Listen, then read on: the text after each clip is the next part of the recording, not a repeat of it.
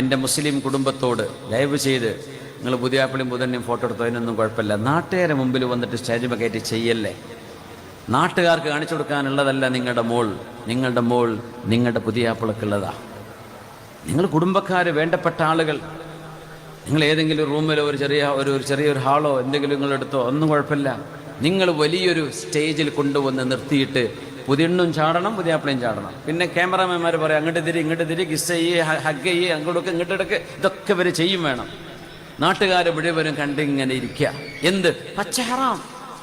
അള്ളാഹുവിൻ്റെ നാമത്തിൽ കൈപിടിച്ച് അൻകഹ്തുക വസവ്വജ്തുക എന്ന് പറഞ്ഞ് ബിതസ്രീഹിം ബിഇഹ്സാൻ ബിഇംസാകിൻ ബിമഅറൂഫ് ഔ തസ്രീഹിം ബിഇഹ്സാൻ എന്ന് പറഞ്ഞ് ബാറകല്ലാഹു ലകുമാ വബാറക അലൈകുമാ വജമഅ ബൈനകുമാ ഇതിനൊക്കെ ആമീൻ പറഞ്ഞിട്ട് പിന്നെ നമ്മൾ തുടങ്ങും നമ്മുടെ റാപ്പ് മ്യൂസിക്. പിന്നെ തുടങ്ങി നമ്മുടെ പലതരത്തിലുള്ള ചാട്ടങ്ങളും കളികളും പെൺകുട്ടികളും അല്ലാത്തവരും. ഇങ്ങനെ ഒരു ടീം. അവർക്കത് ബിസിനസ്സാണ്. നിങ്ങൾ അവരെ വിളിച്ചാൽ അവർക്ക് പേയ്മെൻറ്റ് കൊടുക്കണം.